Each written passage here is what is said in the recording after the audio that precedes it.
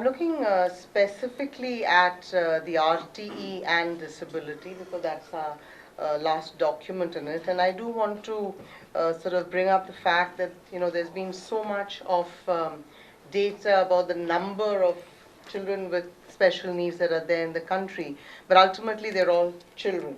Okay, and that's, I think, very important for us to see that they are children first and with special needs second.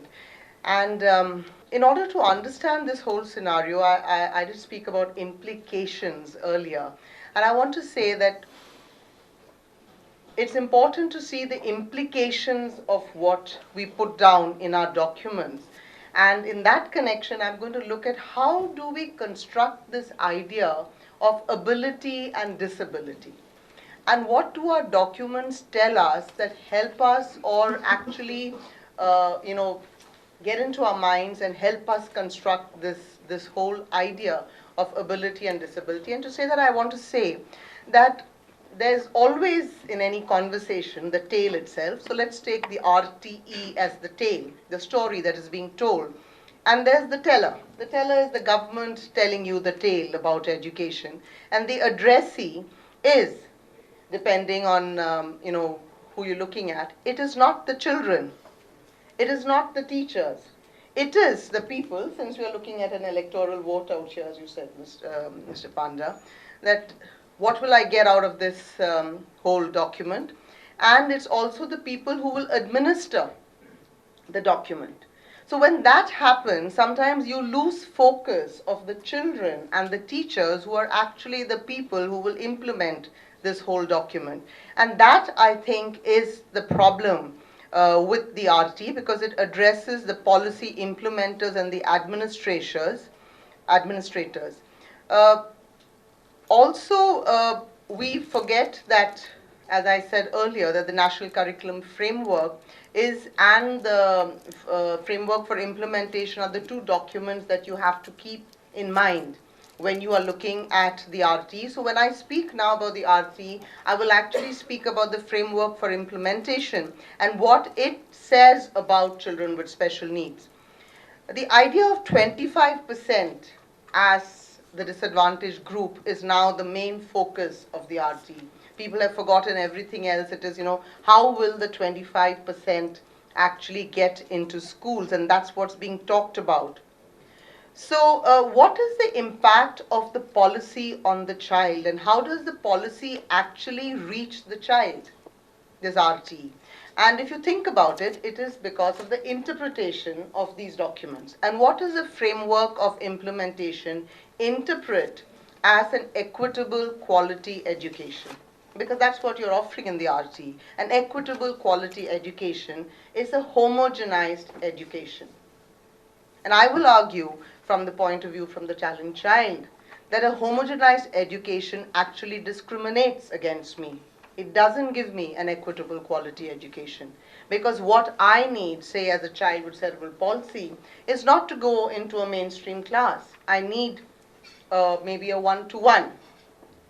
But in the Framework for Implementation, what the RT recommends is that every child will get special training and be put into a mainstream class. Now, think of what that means actually. What is the implication of that statement? The implication of that statement is that everybody can be remedied into becoming typical, right? So it doesn't make a difference of who I am, what my problems are. You can remedy me in 2 years. And I'm not talking only of special needs in terms of physical and emotional, mental challenge, but I'm also talking of the economically challenged. Because there are many, many issues, and one of the things that we were talking about with Geeta's presentation on salaries was that there are variables that are there in place are not being talked about, but we're talking about just two things. And so what are the variables of a child? And when you offer me a homogenized education, what exactly are you talking about? Now, when this gets translated, and also let me say that you talk about examination. What is the examination that every child has to go ahead and do? The school passing out examination in class 8. And what is this examination? It's a timed written examination. So if I don't hit the timed written examination, I'm falling out. But you will pass me anyway. Okay? all teachers, this is all in the RT, all teachers will finish the syllabus in the set time. So I may want to go at a different pace, but you will finish it at the set time. Otherwise, you'll be liable to be penalized on this. Like infrastructure.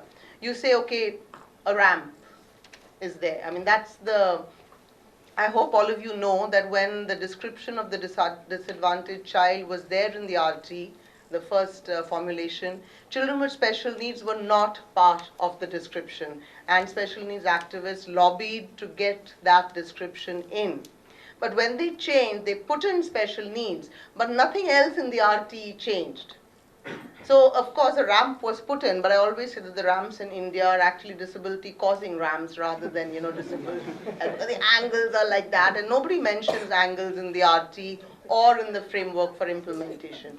For instance, a dry toilet. We have heard about no toilets for girls, but let me tell you, if you are a crawler, you need a dry toilet. So you, of course, are putting things all in place for the typical child, which means that you valorize the typical child, and everybody wants to be this child with ability. So what you have in textbooks are what's called the superscript stories. That is, that you have stories of the challenge that all are somehow managing. Helen Keller, in spite of her, visual challenges, she managed to do so much. Look at the guy who's running in the Olympics. He's got, no legs, but now with his blades, he's, faster than the guy who's running on his own 2 feet. So that story actually says that you got to learn to be like the typical people. It's not that we change the system to accommodate special needs. And I was just talking to Amitav and telling him that actually when you change systems to address diversity, you actually address the needs of all children, because there's always that quiet child in class that is not being addressed. And because you've addressed the needs of some of the others, then what happens is that that child is also addressed. So the textbook further actually brings that story into the forefront of identity construction. Okay? So, give you another example. We have the examination. We also have infrastructure. And all this is for the typical and not for the challenge. So what do we actually have to do to make sure that private schools take in the children with challenges under the 25%? It would require really a attitudinal shift, and that attitudinal shift has to come in the wording of policy documents if it has to go through that into textbooks and how teachers actually interpret what is in textbooks to get into the minds of the child and into the minds of the parents, that my child is not really what we say special needs but differently challenged.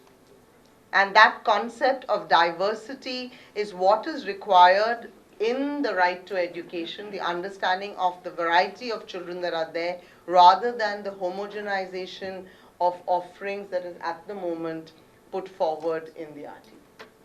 Thank you.